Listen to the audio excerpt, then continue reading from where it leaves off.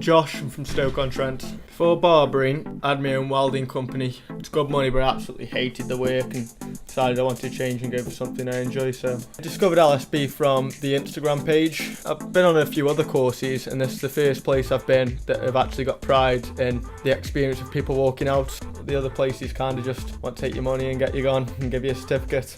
So today, we picked a theme. We have to make a mood board in that style and come up with a creative cut to fit that theme, just to show off what you've learned here and put all your skills together.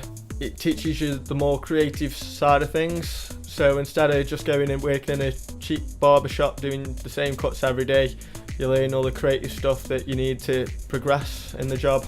To anybody who's thinking about coming to LSB, I would say get it booked. I won't go anywhere else. Absolutely amazing place.